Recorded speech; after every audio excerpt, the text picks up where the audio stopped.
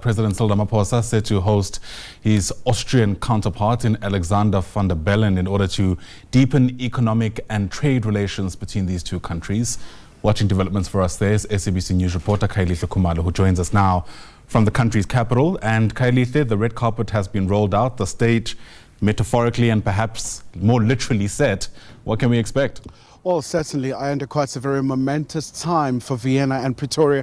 As you know, that for South Africa, it's all about deepening the trade ties with a number of countries. South Africa's foreign policy is very clear when it comes to that cooperation with the global north. This is a very significant economy in the context of EU as well. And as you know, that one of the game changers for South Africa, a very key project, is around decarbonization, the just energy transition. So Austria is one of the most important partners for South Africa in achieving these.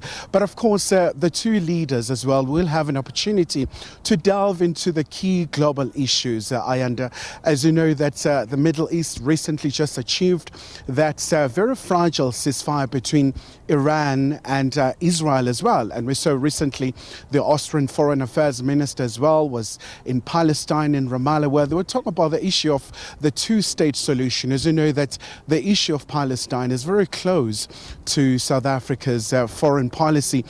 We saw them going to the ICJ, but also other issues really of mutual interest. We know that South Africa is currently chairing the G20, and what is very key is that so many countries really are really quite trying to forge those all-important ties, especially because, as we know, that for South Africa, really, it's about making sure that they are able to get as much support as possible. As you know, that so many countries as well, they do understand the influence of South Africa within the global south. But I tell you what, we do have the Deputy Minister of International Relations and Cooperation here with us, Mr. Botes. Thank you so much for your time. Maybe before we just get into the business of today, Deputy Minister, let's talk about the tragedy.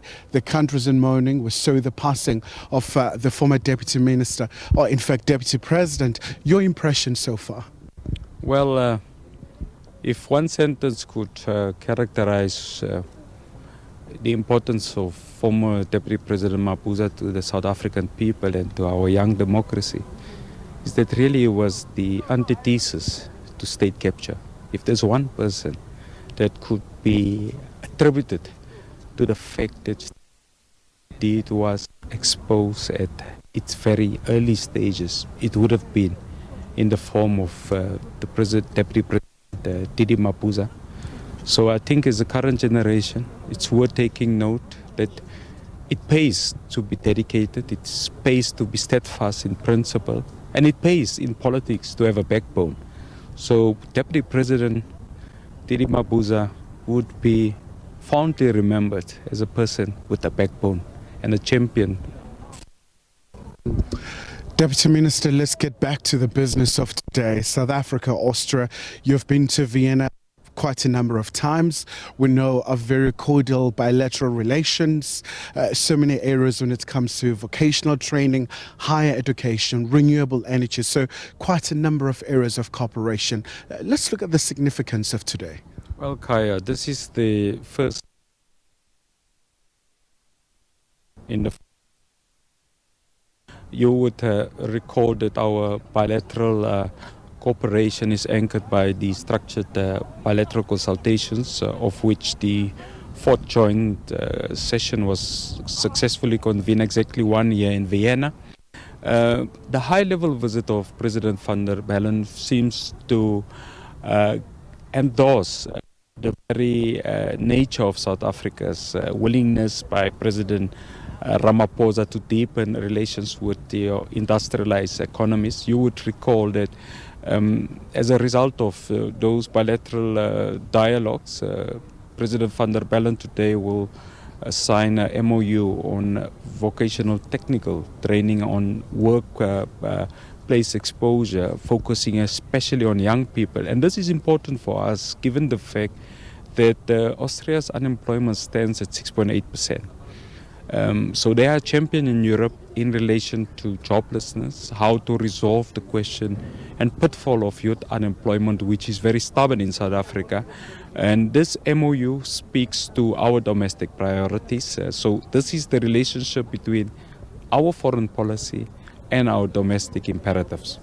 Before we let you go, Deputy Minister, this comes at a very volatile time. You know, the geopolitical issues really are the forefront for South Africa as well, deepening those trade ties with so many countries, diversifying your trade links. I would imagine it's quite key, especially when we look at the axis of South Africa's foreign policy with the global north and South Africa positioning itself as a champion of the global south, the current chair of the G20. Yes, of course, you have captured it correctly, Kaya. We are obviously strengthening our economic policy. We look at diversification of markets. I mean, just with Austrian companies, we're speaking about 7 multinational companies from Austria that are deeply invested in South Africa to the tune of 17.7 billion rand, resulting in trade in the region of 16 billion rand. So this is key and critical. But moreover, the Austrian Development Agency, the ADA, have further committed 70 million euros to look at deepening expansion in energy cooperation with South Africa. But we are fortunate. We have a partner in Austria that are also looking at the plight of other SADC countries. So the partnership in energy cooperation have found an expression across 6 other SADC member states, and this is important.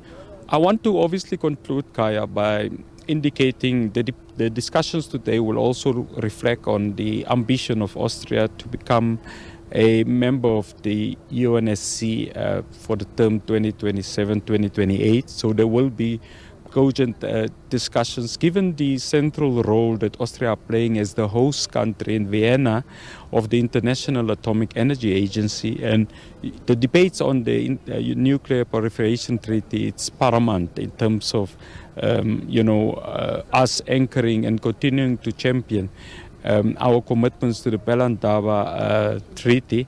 In Austria, as I conclude, is also the host country for the UN's Industrial Development Organization. So today will be a discussion about industrialization, economic growth, in particular youth unemployment, with the Austrian President van der Bellen. All right. Deputy Minister Bottas, thank you so much for that. So just a snapshot in terms of the list of expectations, Ayanda, but also a very key partner for sub-Saharan Africa when you talk about peacekeeping missions. It's quite a very strong player in terms of supporting so many countries.